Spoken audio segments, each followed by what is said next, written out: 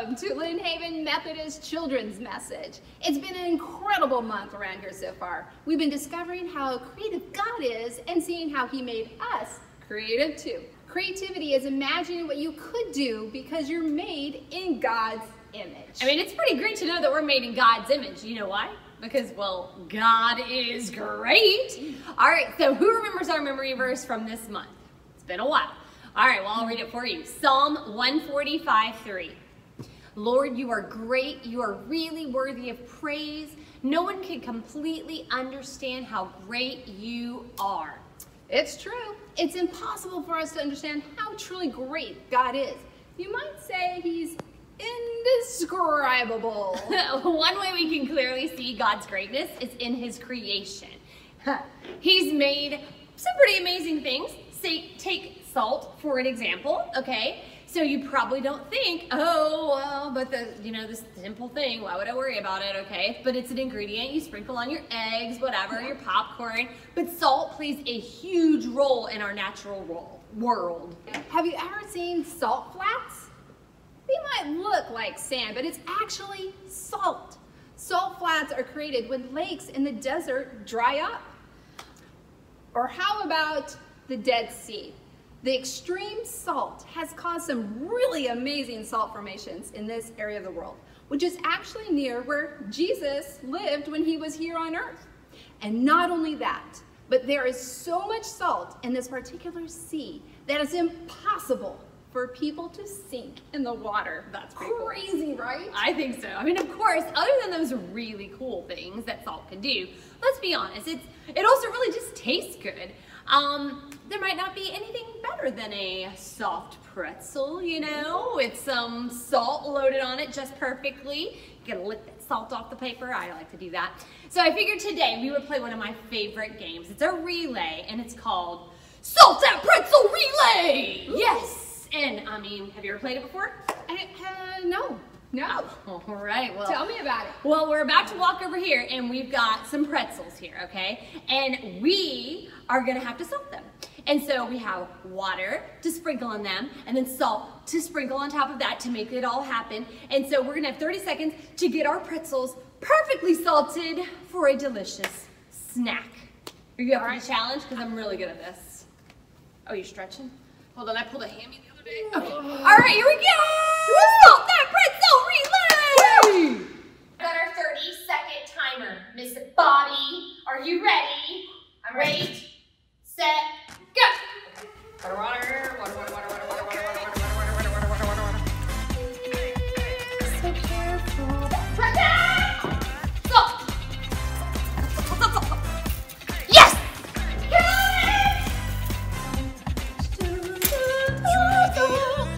You keep it spinning.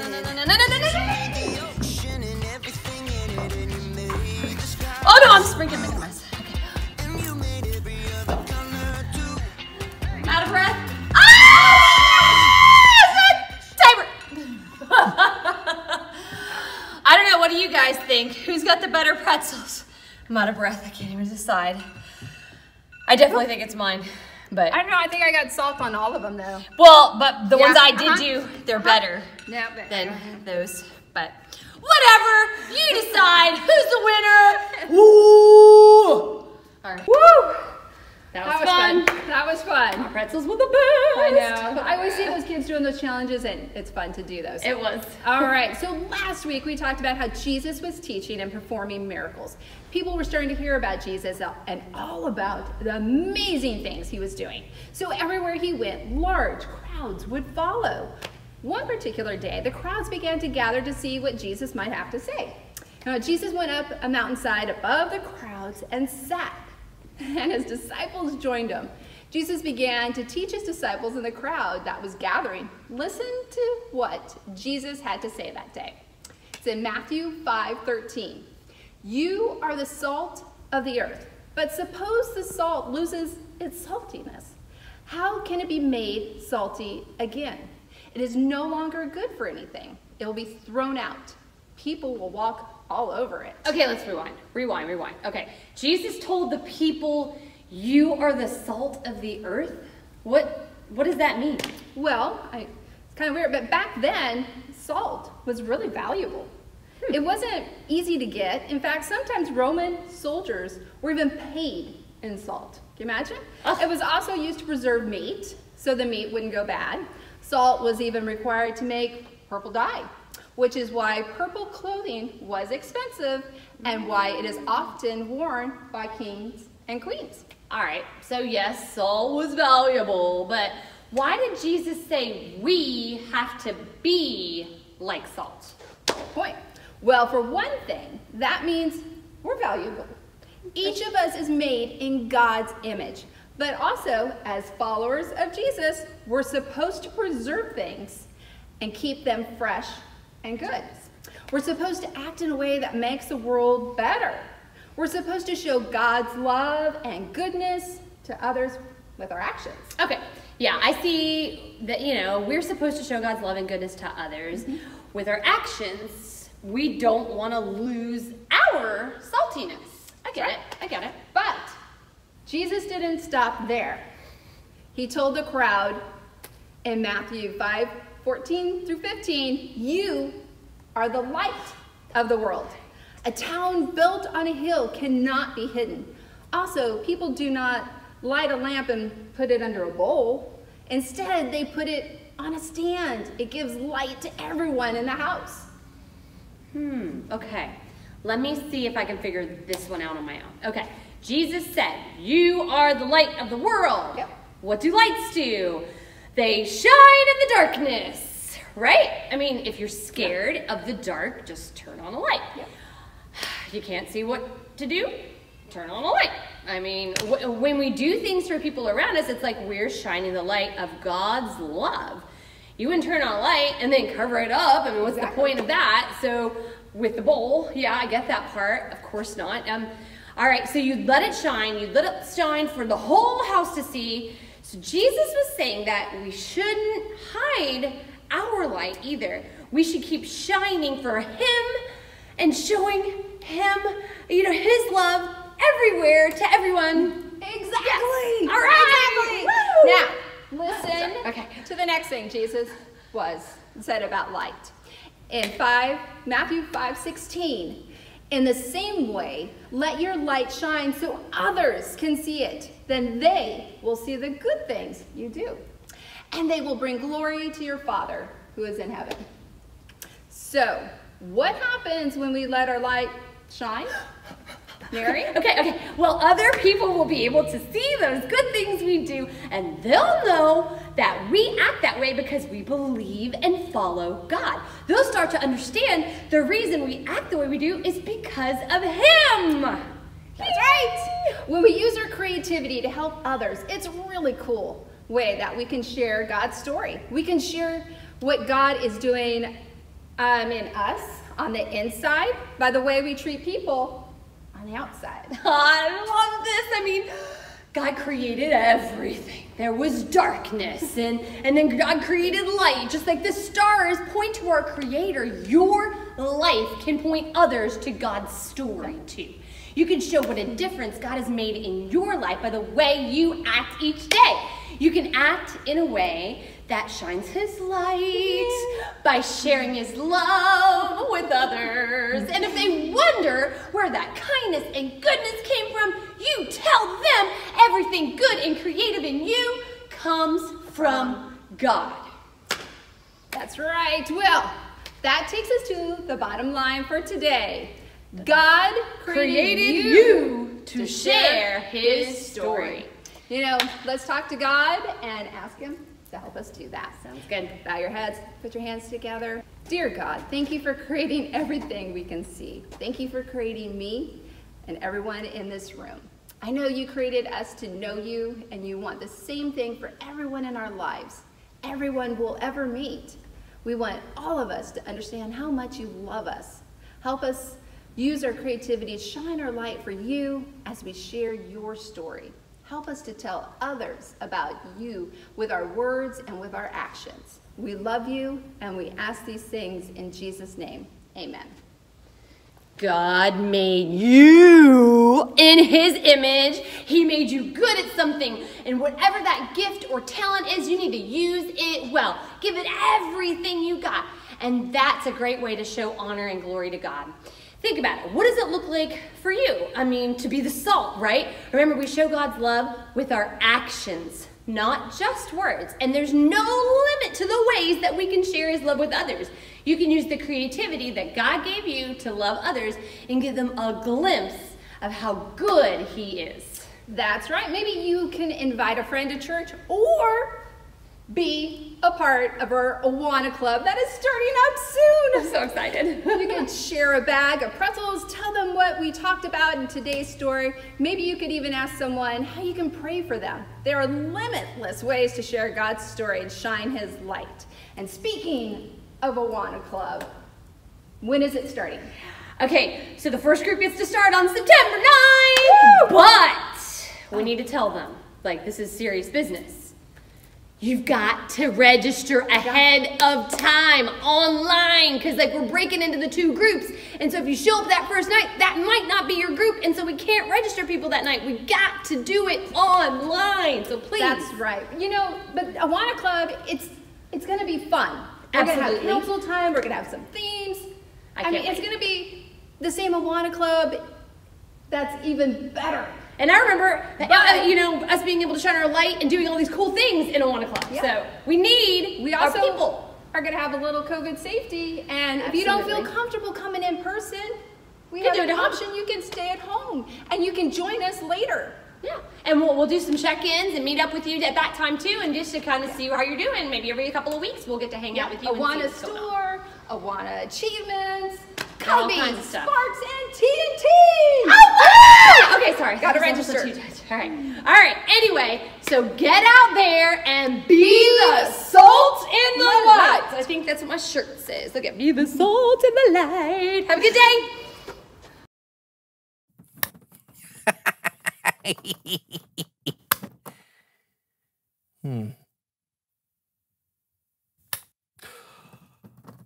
A six-legged chicken. It's chicken for everyone.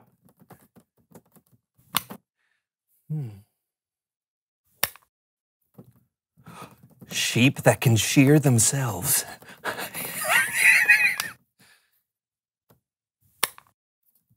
A pair of glasses that'll let you see behind you. Oh, yeah.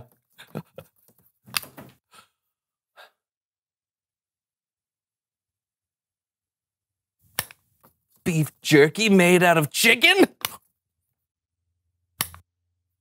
Novels!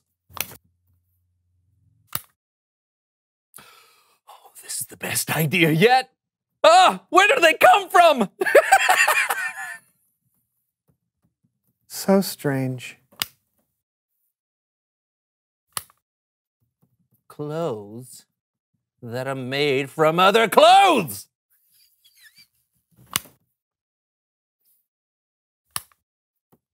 Pat Sajak, scented deodorant.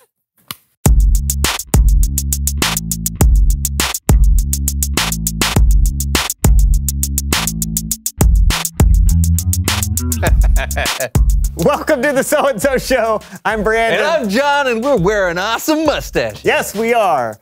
Why? Because we're chefs, and every self-respecting chef has a mustache. Gordon Ramsay doesn't have a mustache. Okay, that's one. Bobby Flay, Emeril, Martha Stewart. Subpar chefs. They're like the most famous chefs in the world. Below par. Okay, who are the above par chefs then, with mustaches? Chef Louis. The guy from The Little Mermaid? That doesn't count. Oh, okay, what about Chef Remy from Ratatouille? Oh, no. Those are whiskers, plus he's a rat and a cartoon. Doesn't count. Aha! What about the greatest chef in history, Chef Boyardee? He was a genius. Okay, you got me there. We're dressed like this because we are making an old family recipe today. Snickerdoodle soup surprise? Not your family's recipe. An old family recipe from someone who knows stuff. Oh! Bonjour. Come on in, have a seat. Oh, this is cool. Tell us who you are and what you know. I I'm Madeleine Lemord, but I am called Maddie, and I know quite a bit. I know every winner of the Tour de France for the last 2 decades. I know how to put together a Bugatti racing engine. But I am also known for what I can cook. Great, you're a cook. Quoi? No. I am a chef. And by the way, I do not have a mustache. It suits you. Merci. So, what are you gonna cook for us today? Le poisson! Les poissons. Les poissons. Oh, I love les poissons. Oh, me too. But no. We are making a 250-year-old recipe passed down in my family for generations. Ooh, sounds mysterious. What's the recipe for? French fries. You know, I heard that French fries actually originated from the country of Belgium. Oh, so they're really Belgian fries. Yeah. No, they are French fries. Yeah, but if you look on the internet... They are French fries. Okay. Some people like to peel the potatoes. My family's recipe leaves the skin on. Now we cut them. All right, where do we...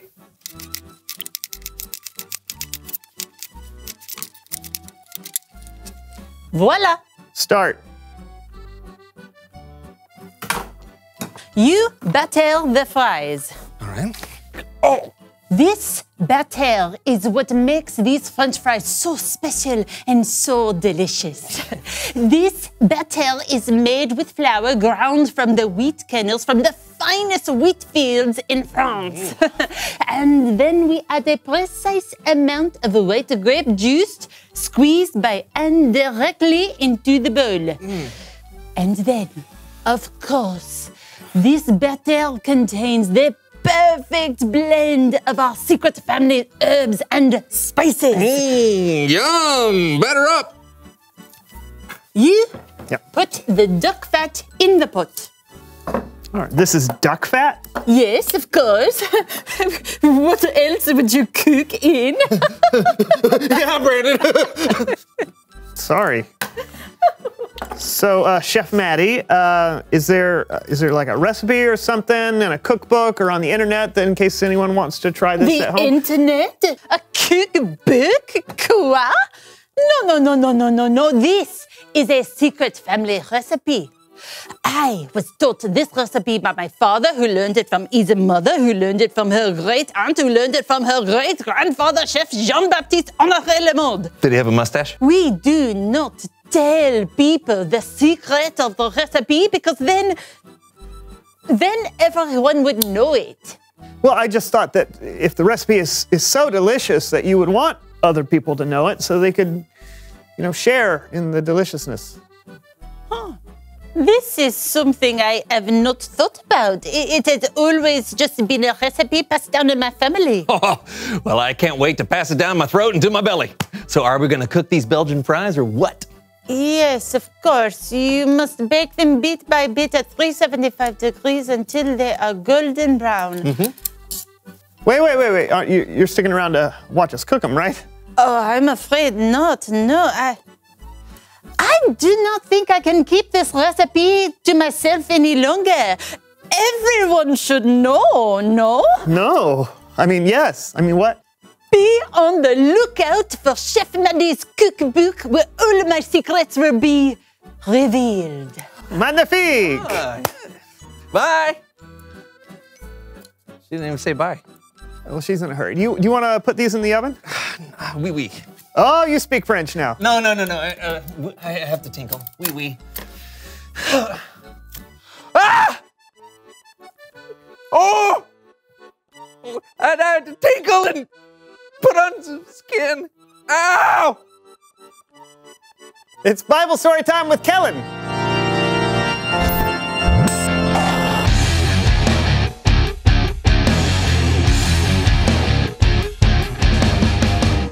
Hey guys! What's that delicious smell? Oh, we're cooking up some French fries, Kellen. Yeah, they should be ready by the time the story's over. Well, let's get to it. The story today comes from Jesus' most famous sermon in the Bible. And since Jesus preached this sermon from the side of a mountain, today we call it the Sermon on the Mount. The sermon from the mouths? I thought all sermons were from the mouths. No, the Sermon on the Mount. It's short for mountain. A short mountain is called the hills. Okay. So everyone, this is my friend Horvath.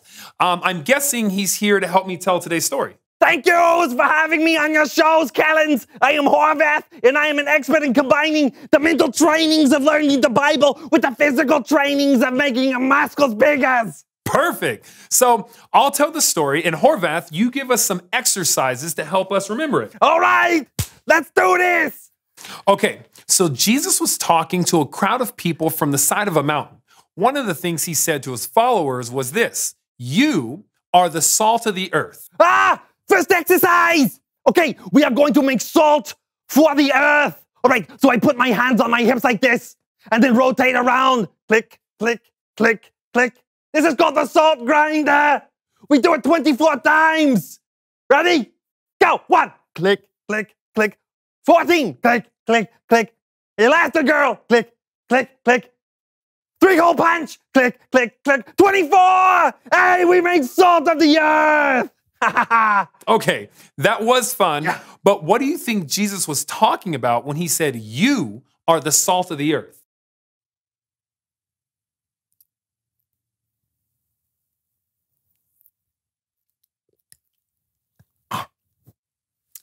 Yeah, so when Jesus said, you are the salt of the earth, I'm pretty sure he wasn't saying we actually taste like salt.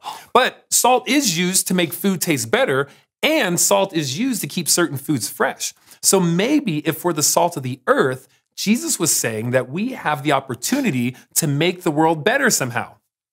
You see?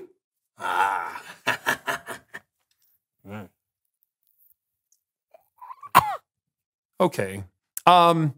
Jesus kept going. He said, you are the light of the world. Second exercise. We are not salt anymore. Click, click, click, click. We are lights. So let us pretend to be lighthouses. Stand straight and rotate your head like a light all the way around. I call this turn the lights on. We do it 137 times. Go. 1. 26. Grape nuts. Willie Shoemaker. 137. Oh, what's next, Callens? Right. So first Jesus called people who followed him salt, and then he said we were light. Well, what do you think that means? Oh, no, don't do that again. No. Here, maybe this will help. Jesus said, you are the light of the world. People don't light a lamp and put it under a bowl, right? Right. Instead, they put it on its stand. Then it gives light to everyone in the house. In the same way, let your light shine so others can see it. Then they'll see the good things you do, and they'll bring glory to your Father who is in heaven. I think I understand. You do? No. That's okay. It can be confusing sometimes. Jesus was saying that if you are someone who trusts and follows him, you should live in such a way that brings light into what can sometimes be a dark world. You should be looking for creative ways to do things and creative ways to love others. And when we do that, it will point others to God. All right, let's do this. 7th exercise. I call this one ladders to heaven, so we can point people to God's. Okay, so we raise our hands and legs at the same times, just like we are climbing the ladders to heaven. And then when we reach the top, we point like this. Okay, we climb 45 of the ladder rungs. Go. 1, 6, 45. Now point to God because he is the most important. I think I need to take the elevator. Good idea. Bye, Horvath. Going down.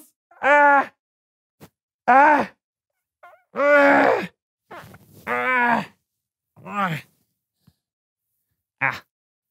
Well, just in case that wasn't clear, it boils down to this. You have the light inside of you, and it's up to you to decide how to use it. You can keep it to yourself, or you can let it shine. Back to you guys. Thanks, Kellen. Hey, what are some ways we can shine our lights? Oh, there are so many different ways because everyone is so different. Sometimes it's as simple as being nice to someone. Anyone can do that. But sometimes you need to use your own unique talents and abilities to point people to God. What's important is that you don't keep it to yourself. I mean, do you ever think about how you'd feel if someone didn't point you to God? I'd feel so left out. Yeah, Jesus has been such a big part of my life. I want everyone to know him. Exactly. You're the best, Kellen. Thanks for shining your light. You bet. I'll see you guys next time. Bye.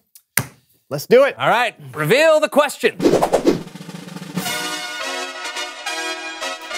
Who first told you about God's story? What a great question, because those were people who shone their light to us. For me, it was a guy named Brett in my senior class at high school. Oh, cool. For me, it was my grandmother. Oh, cool. For me, it was my mom when she took me to Sunday school for the first time. Awesome. Are the fries ready yet? Oh. Ooh. Yeah. All right. Oh, yum.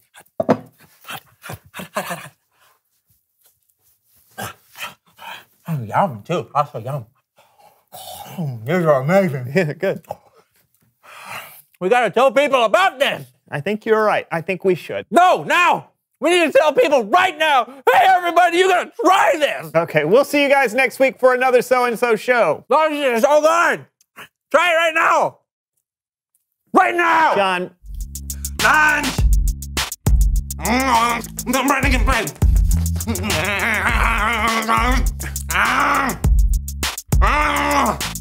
I'll be running. You do a spin! All of them!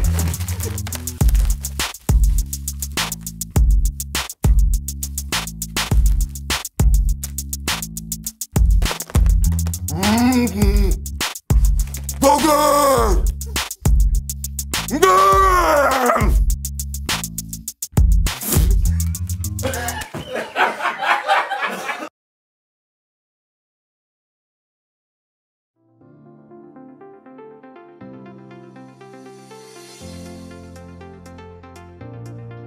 What's up, everyone? This is Miss Mary from Lynn Methodist.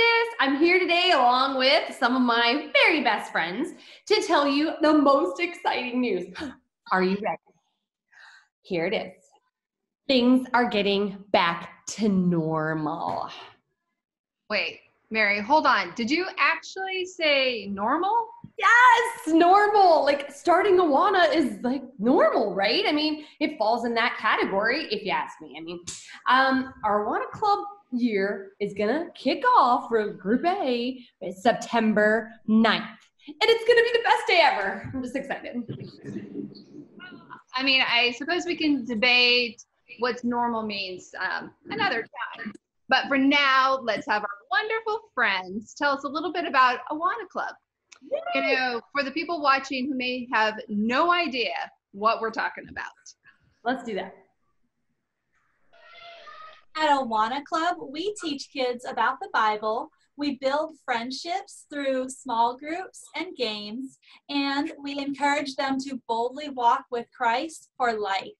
As a leader, it is so fun getting to know the kids and pray with them and play with them. Awana, A-W-A-N-A, stands for Approved Workers Are Not Ashamed. It's from 2 Timothy 2:15, where the Apostle Paul explained to Timothy, do your best to present yourself to God as one approved, a worker who does not need to be ashamed and who correctly handles the word of truth. And Haven UMC's Awana Club is for kids 3 years old through 5th grade. The children are divided into age-level groups and are led by caring adult leaders. I know because all 3 of my kids love their leaders. Awana meetings are Wednesday evenings from 6 to 7:30 from September until May 5th when we have our awards celebration. By participating in Awana, children learn life lessons that feed their soul. They play fun games. We have silly theme nights. and lessons that focus on a mission-minded activities that teach them to joyfully serve God and others in our community and other places. Not to mention, we build lots of relationships with friends in our small groups. I've been a leader for over 7 years and love watching the kids grow and in their relationship with Christ, and just grow, you know, seeing them from 5-year-olds to the time that they get out and graduate high school. It's awesome. Wow, you guys did a great job explaining our Awana Club. They sure did. I mean, I told you things are getting back to normal. I mean, we've been doing Awana Club for longer than I can remember. I know you might be right, Mary. It would be very abnormal for us not to have a Awana Club. But we should probably mention that there's going to be some changes this year. You know, the major changes is that you will have the option of going to the Awana Club in person every other week, or we also have a home option where we'll do some check-ins. Yeah, that's right. We're going to divide the group in half so that, you know, we can alternate nights. That way it's going to help us keep our group smaller for safety at this time.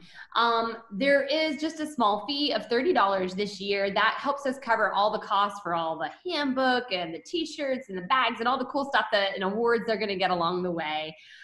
Details, just go to our website, mylhumc.net/kids. Yeah.